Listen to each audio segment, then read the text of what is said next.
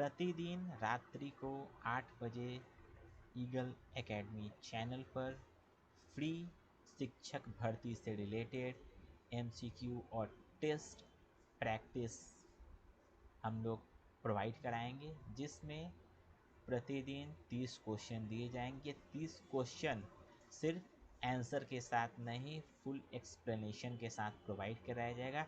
इस तरह प्रोवाइड कराया जाए कि आपका जैसे जैसे क्वेश्चन आएगा उस क्वेश्चन से रिलेटेड, जिस चैप्टर से रिलेटेड है वो चैप्टर पूरी तरह से आपको क्या किया जाएगा, कंप्लीट एक्सप्लेनेशन के साथ कंप्लीट भी कराया जाएगा। एक क्वेश्चन से रिलेटेड और जितने भी क्वेश्चन बनेंगे उन सब क्वेश्चन को एक बार में लेकर चला जाएगा। इसके लिए आप इस चैनल को सब्सक्राइब कर लें। अब आते हैं अपने पहले क्वेश्चन पे। आज का पहला क्वेश्चन है कि भारत छोड़ो आंदोलन कब शुरू हुआ। तो ये सभी को पता है कि भारत छोड़ो आंदोलन जो है 1942 में स्टार्ट हुआ, लेकिन ऐसा क्यों, क्या, कब होता है, इसके बारे में हम लोग थोड़ा एक्सप्लेनेशन, थोड़ा विस्तृत जानकारी दे देंगे। भारत छोड़ो आंदोलन से पहले एक स्टार्ट होता है कि हम लोग जुलाई 1942 में वर्धा में कांग्रेस का बैठक होता है, और इस कांग्रेस के इस बैठक में ये निर्णय लिया जाता है भारत छोड़ो आंदोलन के बारे में। तो इसके अकॉर्डिंग जो है 8 अगस्त 1942 को बम्बई का ग्वालिया टैंक में मैदान है, यहाँ पर ये निर्णय लिया जाता है कि 9 अगस्त 1942 से भारत छोड़ो आंदोलन शुरू हो जाएगा। और गांधी जी यहाँ पर एक नारा देते हैं, करो या मरो। ये लाइन को रटना इम्पोर्टेंट है, बिकॉज बहुत बार ये क्वेश्चन पूछ चुका है कि करो या मरो का नारा गांधी जी, डायरेक्ट पूछेगा करो या मरो का नारा गांधी जी ने कब दिया। तो भारत छोड़ो आंदोलन के वक्त दिया, और कब अगर ईयर देता है तो 1942 में दिया। ठीक है, तो इसमें जब भारत छोड़ो आंदोलन में गांधी जी ने ये नारा दे दिया, मतलब 9 अगस्त 1942 से भारत छोड़ो आंदोलन स्टार्ट हो जाने वाला था। तो क्या ब्रिटिशर्स इतना आसानी से इंडिया में इतना दिन से और वो भारत छोड़ के चला जाएगा? नहीं। 9 अगस्त को क्या करता है, ब्रिटिशर्स जो है एक ऑपरेशन चलाता है, ऑपरेशन जीरो आवर। इस ऑपरेशन के तहत जितने भी प्रोमिनेंट बड़े बड़े लीडर हैं उनको क्या किया, प्रोमिनेंट लीडर को क्या किया जाएगा, गिरफ्तार कर लिया गया। और ये ऑपरेशन पूरी तरह से कोशिश किया गया कि भारत छोड़ो आंदोलन को ख़त्म किया जा सके, तो सभी प्रोमिनेंट लीडर को गिरफ्तार किया जा सके। नारा किसने दिया करो या मरो का? गांधी जी ने। तो गांधी जी को गिरफ्तार किया गया। गांधी जी ये गिरफ्तार हो गए। गिरफ्तार होके कहाँ गए? मुंबई में ही गिरफ्तार होके पुणे के कहाँ भेजा गया? क्वेश्चन आता है, आगा खान पैलेस। गांधी जी को गिरफ्तार करके आगा खान पैलेस में क्या किया गया, नज़रबंद कर दिया गया। साथ ही साथ और भी जो बड़े बड़े प्रोमिनेंट लीडर्स थे उन सभी को भी गिरफ्तार कर लिया गया, जिसमें एक बिहार से रिलेटेड है डॉक्टर राजेंद्र प्रसाद, और दूसरे जयप्रकाश नारायण, इन्हें भी गिरफ्तार किया गया। तो क्वेश्चन पूछा है डॉक्टर राजेंद्र प्रसाद को गिरफ्तार करके कहाँ रखा गया? तो डॉक्टर राजेंद्र प्रसाद को गिरफ्तार करके कहाँ रखा गया? बांकीपुर जेल। कहाँ है बांकीपुर जेल? पटना में। और जयप्रकाश नारायण को गिरफ्तार करके कहाँ रखा गया? तो इन्हें रखा गया हजारीबाग जेल। गिरफ्तार हो गए, ये इंपॉर्टेंट है, ये दोनों बार पूछ चुका, बहुत बार पूछा है। अब यहाँ से जयप्रकाश नारायण को जब हजारीबाग जेल से गिरफ्तार किया गया, मतलब हजारीबाग जेल में जब रखा गया, तो ये यहाँ से कहाँ गए? भाग गए। ठीक है, और एक और चीज़ यहाँ पे जो इम्पोर्टेंट है, देखो आ गया क्वेश्चन। महात्मा गांधी को कहाँ बंदी बनाया गया? तो महात्मा गांधी को बॉम्बे में बंदी बनाया गया। तो हजारीबाग जेल में जयप्रकाश नारायण को हजारीबाग जेल, वहां से भाग गया। यहाँ पे एक इम्पोर्टेंट टर्म है, उषा मेहता। उषा मेहता, इनसे आता है कि भारत छोड़ो आंदोलन के दौरान रेडियो रेडियो से प्रचार प्रसार की थी। प्रचार प्रसार कैसे? तो गुप्त मार्ग में, गुप्त मार्ग से, मतलब छुप कर रेडियो से उषा मेहता ने रेडियो से प्रचार प्रसार कराया, क्योंकि सभी को गिरफ्तार कराया था। अब यहाँ से हजारीबाग से जयप्रकाश नारायण की क्या हुआ, वो भाग गए।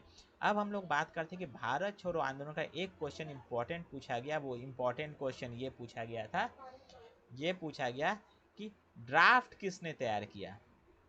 दूसरा कि इसको पेश किसने किया और इसका समर्थन किसने किया।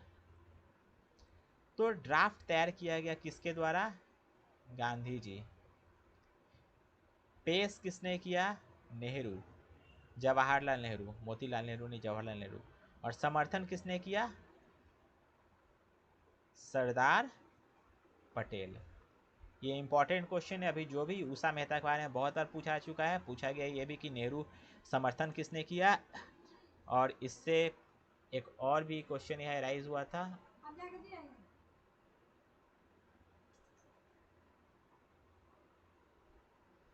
ये क्वेश्चन एक और यहाँ था, ये क्वेश्चन ये था कि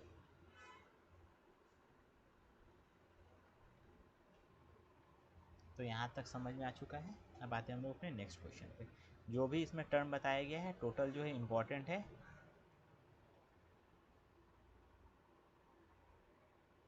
अब फर्दर मूव करते हैं टुवर्ड्स नेक्स्ट क्वेश्चन।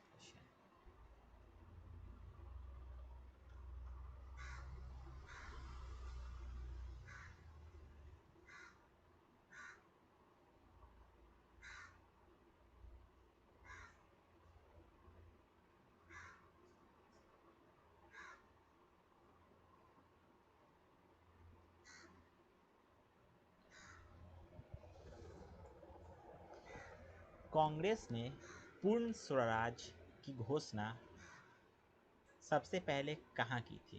कांग्रेस के द्वारा पूर्ण स्वराज का जो घोषणा हुआ था वो कहाँ हुआ था सबसे पहले? वर्धा, लाहौर, मुंबई, लखनऊ। तो इसमें देखने ये योग्य, तो ये हुआ था लाहौर में। तो पूर्ण स्वराज का घोषणा कब हुआ था? 1929। क्वेश्चन 2 बन गया कि पूर्ण स्वराज का घोषणा कहाँ हुआ था? लाहौर में। और कब हुआ था? तो 1929 में। तो ये देखा जाए कि देखिए होता क्या है कि 31 दिसंबर 1929, 31 दिसंबर को मध्य रात्रि में, मध्य रात्रि में 1920,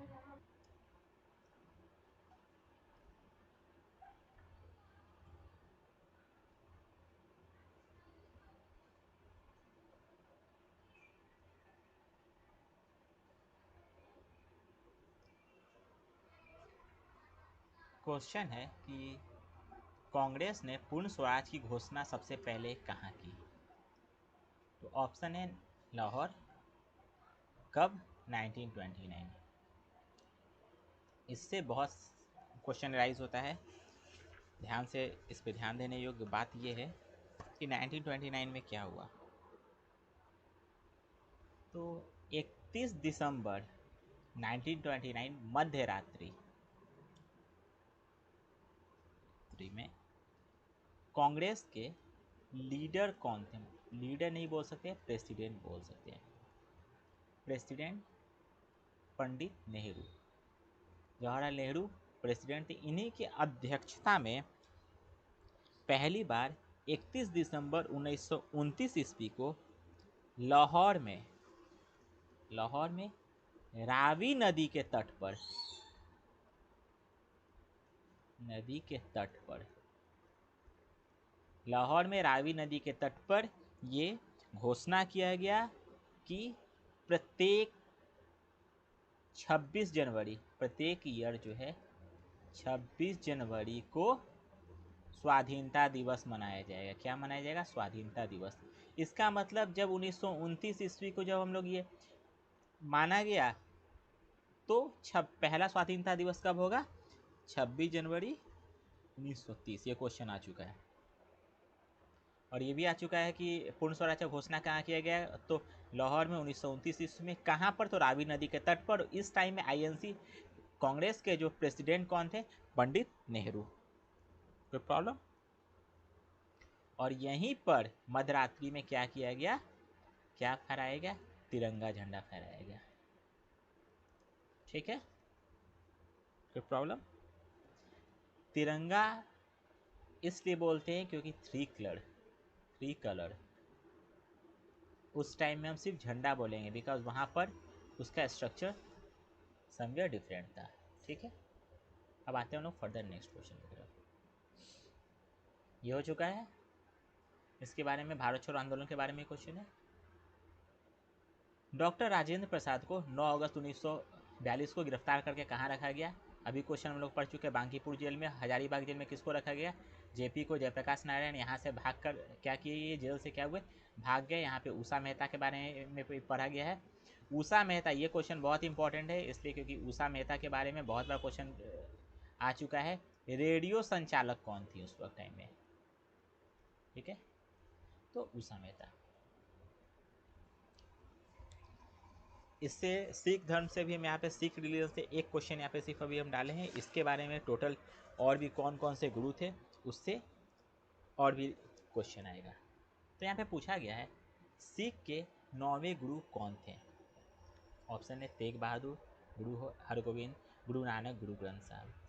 तो आंसर है गुरु तेग बहादुर। गुरु ग्रंथ साहब जो थे सिख धर्म के ये अंतिम गुरु थे। कहाँ पर है? तो पटना। गुरु ग्रंथ साहब पटना साहब, पटना साहेब।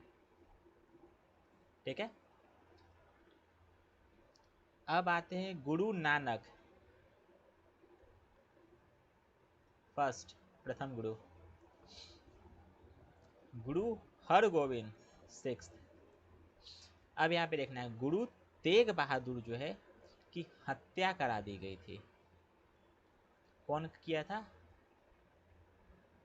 औरंगजेब। ये क्वेश्चन आया है एग्जाम में, हमेशा पूछता है कि गुरु तेग बहादुर की हत्या किस शासक ने कराया था? औरंगजेब। और आता है कि औरंगजेब ने किस सिख गुरु की हत्या करा दी? तो गुरु तेग बहादुर। और ये गुरु तेग बहादुर कौन थे? तो गुरु हरगोविंद के क्या थे? सन। ओ ये नहीं, गुरु तेग बहादुर कौन थे? गुरु तेग बहादुर गुरु हरगोविंद के सन थे, पुत्र थे। गुरु तेग बहादुर गुरु हरगोविंद के पुत्र थे। औरंगजेब की मृत्यु कब हुई थी? 1707 में औरंगजेब की मृत्यु हुई थी। और मृत्यु होने के बाद मुगल शासन जो है, मुगल काल जो है क्या हो गया? कमज़ोर पड़ गया। और यहाँ से फिर डिक्लाइनेशन ऑफ द 1707 के बाद मुगल का क्या हुआ? डिक्लाइनेशन। मतलब यहाँ से मुगल कमज़ोर होने लगा और फिर खत्म हो गया। आते हैं नेक्स्ट क्वेश्चन पर। वर्नाकुलर प्रेस एक्ट, इस पर हम स्पेशल एक चैप्टर बना देंगे। वर्नाकुलर प्रेस एक्ट कब लागू किया गया? 1878। शस्त्र अधिनियम कब लागू किया गया?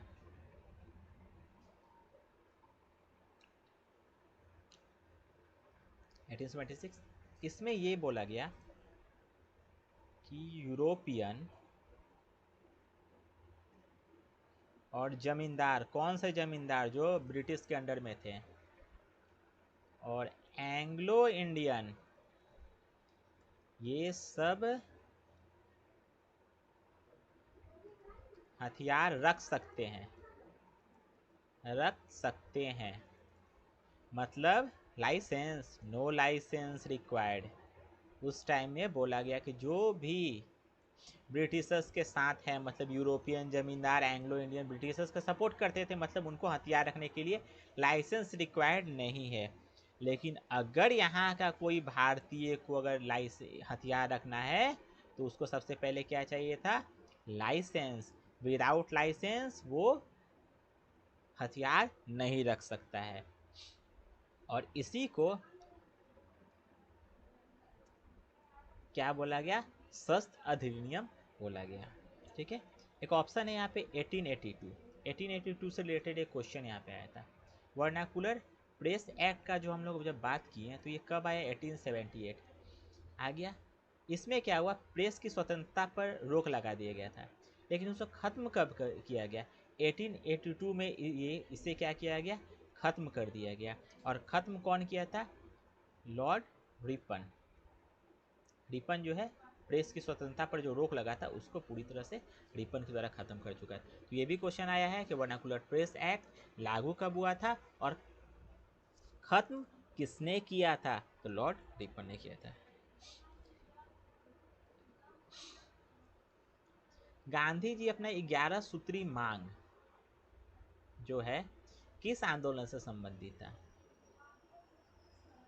किस आंदोलन से संबंधित था? यहाँ पे एक टॉपिक आता है आरटीसी, राउंड टेबल कॉन्फ्रेंस, जिसको बोल सकते हैं गोलमेज सम्मेलन। क्या था? गांधी जी आखिर 11 सूत्री मांग जो रखे थे वो कहाँ रखे थे? तो सविनय अवज्ञा आंदोलन। और फिर एक क्वेश्चन एराइज होता है कि सविनय अवज्ञा आंदोलन स्टार्ट कैसे होता है? शुरू होता है कहाँ से? दांडी मार्च से। खत्म कैसे होता है? आरटीसी राउंड टेबल कॉन्फ्रेंस पे जाकर खत्म हो जाता है।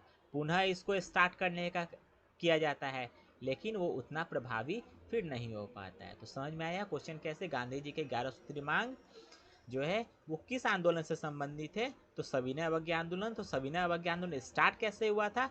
तो किस आंदोलन से स्टार्ट हुआ था? तो दांडी यात्रा से स्टार्ट हुआ था। और खत्म कैसे होता है?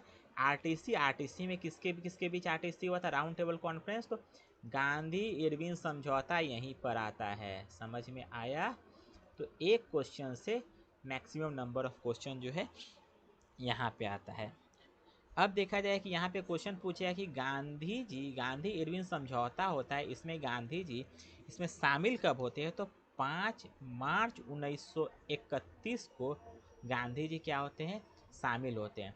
कहाँ पर? गांधी इरविन समझौता मतलब यहाँ पे राउंड टेबल कॉन्फ्रेंस में। ये कौन सा राउंड टेबल कॉन्फ्रेंस था जिसमें गांधी जी शामिल होते हैं? सेकेंड आरटीसी था। क्या फर्स्ट आरटीसी में गांधी जी शामिल हुए थे? फर्स्ट,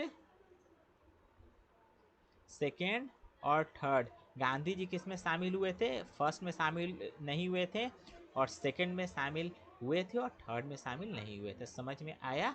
ये क्वेश्चन पूछता है आईएनसी मतलब इंडियन नेशनल कांग्रेस किस राउंड टेबल कॉन्फ्रेंस में शामिल हुआ? तो सेकेंड राउंड टेबल कॉन्फ्रेंस में शामिल हुआ। अब आते हैं हम लोग अपने क्वेश्चन पे। दांडी यात्रा कब हुआ? 1930 को दांडी यात्रा स्टार्ट हुआ। तो सविनय अवज्ञा आंदोलन भी कब हुआ? 1930 को। दांडी यात्रा पता है?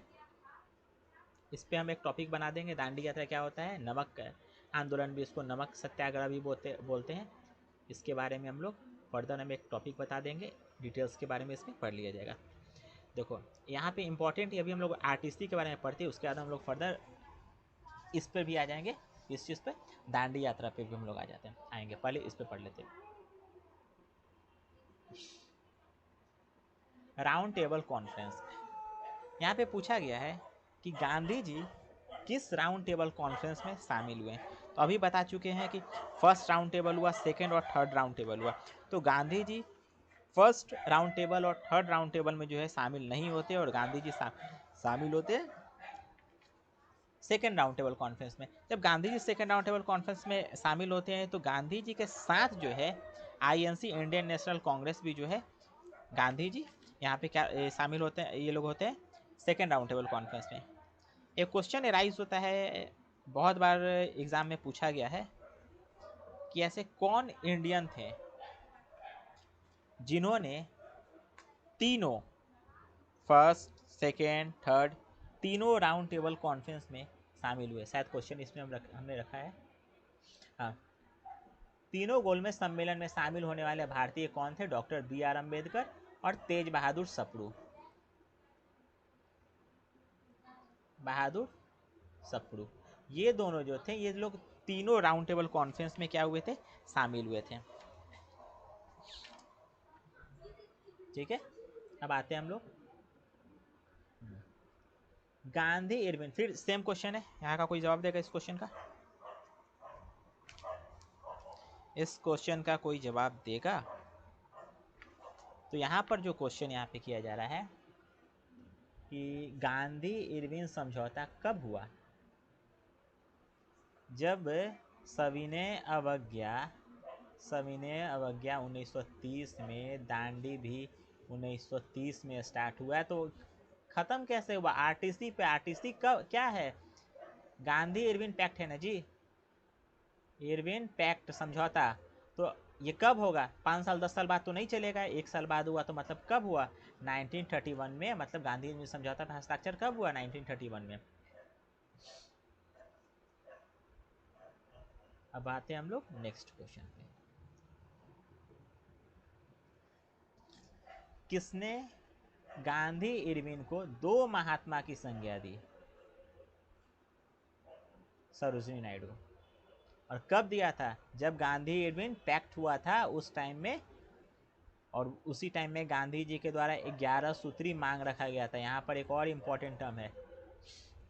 इस 11 सूत्री मांग में रखा गया था, जो मांग रखा गया था कि जितने भी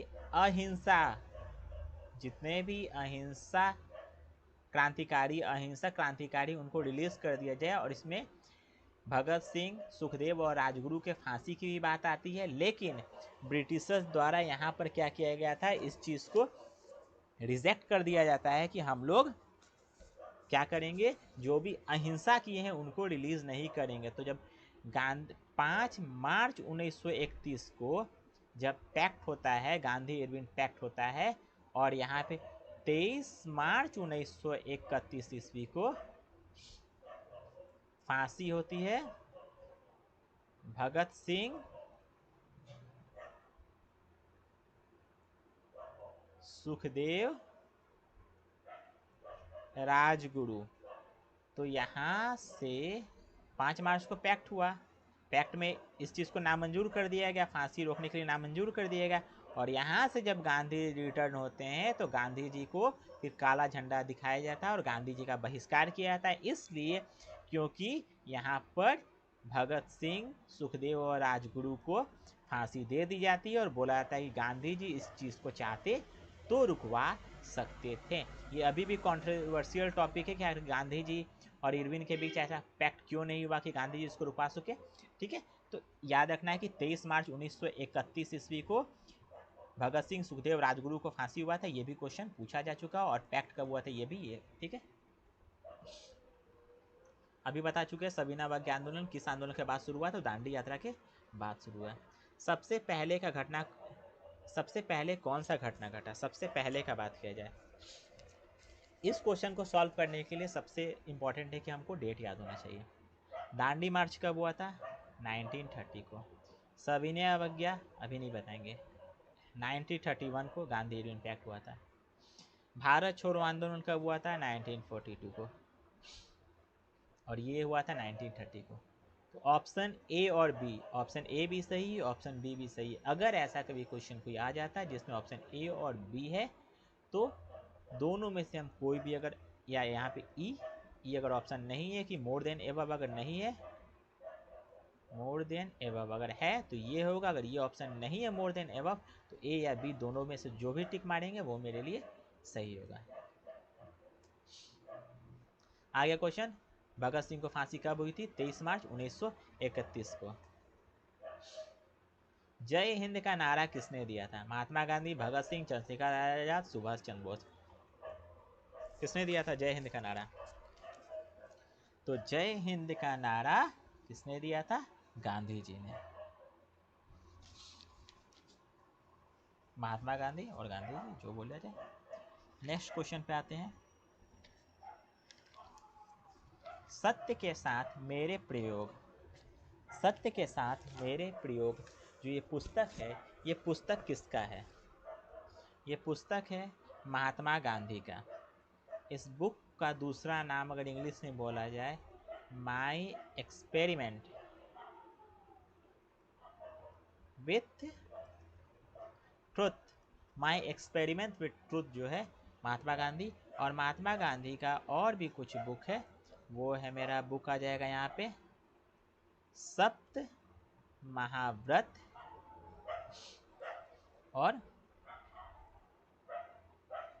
हिंद स्वराज। और इस बुक में जो है, इस बुक को गांधी जी ने जारी किया था कब? 1925 में। कभी कभी ऐसा क्वेश्चन दिया जाए कि गांधी जी ने इस बुक को जारी कब किया, ऑप्शन टिल 1947 तक दे देगा, तो लोग सोचेंगे 1947 को गांधी देश तो आज़ाद हुआ था, शायद उस वक्त थे। तो नहीं, सत्य के साथ मेरे प्रयोग जो है 1925 तक गांधी, ये नहीं होगा, ऑप्शन होगा 1925 तक जो है इसमें को अधिकृत। बिहार में भारतीय राष्ट्रीय कांग्रेस का अधिवेशन कब हुआ? आईएनसी, बिहार में राष्ट्रीय, बिहार में भारतीय राष्ट्रीय कांग्रेस का अधिवेशन कब हुआ? तो ऑप्शन है 12, 22, 40। ऑप्शन है वो ऑल। देखो 12 में जो है पहला अधिवेशन होता है, 22 में दूसरा, बिहार में, बिहार का बात कर रहे हैं, और बिहार में तीसरा अधिवेशन 1940 में होता है। मतलब कि बिहार में कितना अधिवेशन होता है टोटल? बिहार में 3 अधिवेशन होता है। पहला अधिवेशन जो मेरा होता है वो होता है बांकीपुर, तो यहाँ पे कोई प्रेसिडेंट भी रहे होंगे, तो RN Madholkar, MUDOL Madholkar. Second जो होता है वो होता है मेरा गया में, इसके प्रेसिडेंट थे CR दास।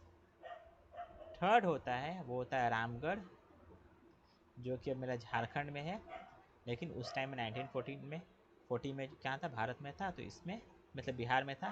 तो मौलाना अबुल कलाम आज़ाद। ये इम्पॉर्टेंट क्वेश्चन है, मोस्ट इम्पॉर्टेंट क्वेश्चन है, जो हर बार पूछ चुका है कि 1912, 22 या 40 क्वेश्चन दे देता है टॉपिक, और बोलता है कि 1912 में कहाँ पर आईएनसी का अधिवेशन हुआ और उसके प्रेसिडेंट कौन थे, प्रेसिडेंट भी याद रखना है, कहाँ हुआ वो भी याद रखना, इम्पोर्टेंट क्वेश्चन है। बंगाल विभाजन के समय वायसराय कौन था? करजन। तो 1905 में क्या हुआ, बंगाल की विभाजन हुआ। बंगाल विभाजन को करके, बंगाल को क्या किया गया, बंगाल को विभाजन करके ईस्ट और वेस्ट में डिवाइड कर दिया गया। हम लोग जो वेस्ट बंगाल बोलते हैं ये रीजन है मेरा, वेस्ट बंगाल ये है, और जो ईस्ट बंगाल हो गया ये अभी का वो बांग्लादेश बन चुका है। तो ये ब्रिटिशर्स के द्वारा 1905 में किया गया। इस बंगाल विभाजन का सबसे बड़ा बात वहाँ पे रीज़न जो आया था, तो उसमें क्लैरिफिकेशन दिया गया था कि बंगाल का विभाजन क्यों कर रहे हैं। तो ब्रिटिशर्स के द्वारा बोला गया कि ये शासन करने में, रूल करने में दिक्कत हो रहा है, लेकिन रियलिटी था कि वो यहाँ पर हिंदू और मुस्लिम के यूनिटी को क्या करता था, करना चाह रहा था, डिवाइड करना चाह रहा था। क्योंकि एक बंगाल, उस टाइम का जो बंगाल का अगर बात किया जाए, अगर हम बंगाल देखा जाए तो उस टाइम में क्या था, बंगाल, बंगाल के बाद बिहार, बिहार, बिहार के बाद झारखंड, और झारखंड के बाद उड़ीसा। पूरा रीजन मिलकर बंगाल आता था, फिर बंगाल को सेपरेट किया गया, फिर बिहार से मेरा, बिहार और झारखंड से क्या हुआ, उड़ीसा अलग हुआ, और फिर यहाँ से बिहार से अलग होके क्या बना, झारखंड बना। तो ये पूरा रीजन अगर मिला लिया जाए तो उस टाइम का बंगाल था। तो 1905 में बंगाल का विभाजन जो है कर्जन के द्वारा किया गया। अब आते क्वेश्चन है कि भारतीय राष्ट्रीय कांग्रेस का प्रथम सम्मेलन कब और कहाँ हुआ? प्रथम सम्मेलन जो है 1885 में बॉम्बे में हुआ। तो मतलब आईएनसी का स्थापना कब हुआ? 1885 में। मेनली ये आईएनसी जो था, इंडियन नेशनल कांग्रेस जो है, पहले था इंडियन नेशनल यूनियन था। आईएनयू जो है आईएनसी में कन्वर्ट हो गया कब? 1885 में जो है ये कन्वर्ट हो गया। यहाँ इंपॉर्टेंट क्वेश्चन जो पूछता है, स्टार्टिंग के कुछ ईयर्स के बारे में क्वेश्चन जो आता है कि 1885, 1886, 1887 और 1888 तक अगर हम लोग चलते हैं तो ये क्वेश्चन यहाँ पे एवरी टाइम ये क्वेश्चन अच्छा खासा क्वेश्चन यहाँ से एराइज करता है। नंबर्स ऑफ मेंबर्स से लेकर, नंबर्स ऑफ मेंबर्स का मतलब क्या है?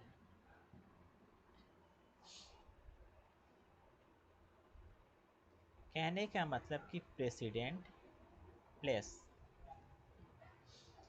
1885 में आईएनसी इंडियन नेशनल कांग्रेस का स्थापना जब हुआ था तो वहाँ पर प्रेसिडेंट कौन थे? प्रेसिडेंट थे WC बैनर्जी, व्योम चंद्र बैनर्जी। इंपॉर्टेंट क्वेश्चन है। 1886 में कौन थे? दादा भाई नेरोजी। 1807 में बदरुद्दीन तैयब जी, बदरुद्दीन तैयब जी। 1888 में जॉर्ज यूले। प्लेस आते हैं तो प्लेस तो पता है, बॉम्बे पहला।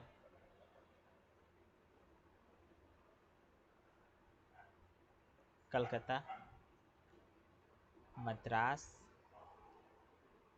और इलाहाबाद। अब इम्पॉर्टेंट क्वेश्चन जो यहाँ तक जो आया था क्वेश्चन सब सही है कि 1885 में WC बैनर्जी की तरह बॉम्बे में, 1886 में दादा बैनर्जी कलकत्ता, इस तरह। अब यहाँ पे आता है मेंबर्स कुछ शामिल हुए होंगे तभी तो आईएनसी बना है यहाँ पे।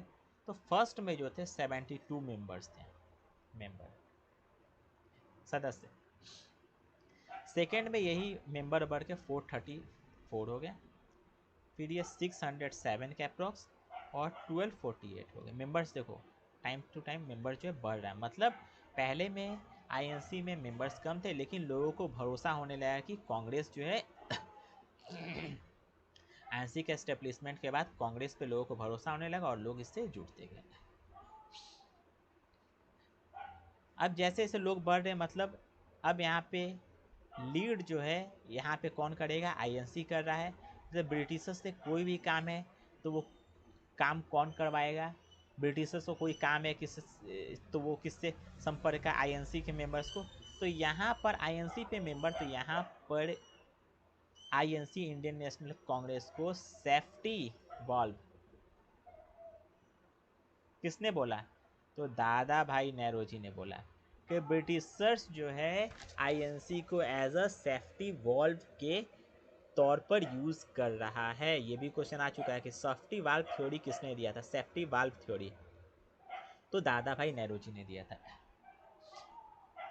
तो 72 में जो पहले बार है तो इसमें जो है 38 जो है स्टार्ट हुआ था बॉम्बे, तो बॉम्बे से 38 मेंबर्स थे। 21 जो है मद्रास से, 7 UP that was the Awadh, 3 Bengal plus 3 Punjab, Bengal plus Punjab से ये मेंबर्स थे। तो ये इंपॉर्टेंट नहीं है लेकिन ये इंपॉर्टेंट है कि कितने मेंबर्स पहले 4 जो सम्मेलन में थे उसमें कितने मेंबर्स शामिल हुए थे।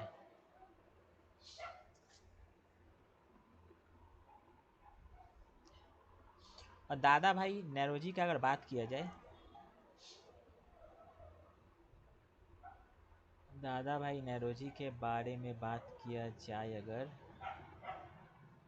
तो यहीं पे बात कर लेते हैं। दादा भाई नेरोजी के बारे में बात करते हैं। दादा भाई नेरोजी 3 टाइम आईएनसी के क्या रह चुके हैं, प्रेसिडेंट रहे हैं। पूछता है दादा भाई नेहरू जी कितने बार आईएनसी के प्रेसिडेंट रह चुके, तो 3 टाइम रह चुके, 3 बार रह चुके। कब, तो 1893 और 1906। इससे पहले हम लोग पढ़ चुके हैं 1886 में। यहाँ पर कहाँ थे, कलकत्ता, दूसरा हुआ लाहौर, तीसरा फिर कलकत्ता। 3 टाइम आईएनसी के प्रेसिडेंट रह चुके, और इन्होंने ही स्वराज का नारा जो है कांग्रेस के मंच से दिया था। क्वेश्चन आता है कि कांग्रेस के मंच से स्वराज का नारा कांग्रेस के मंच से किसने दिया था, दादा भाई नेहरू जी ने भी दिया था।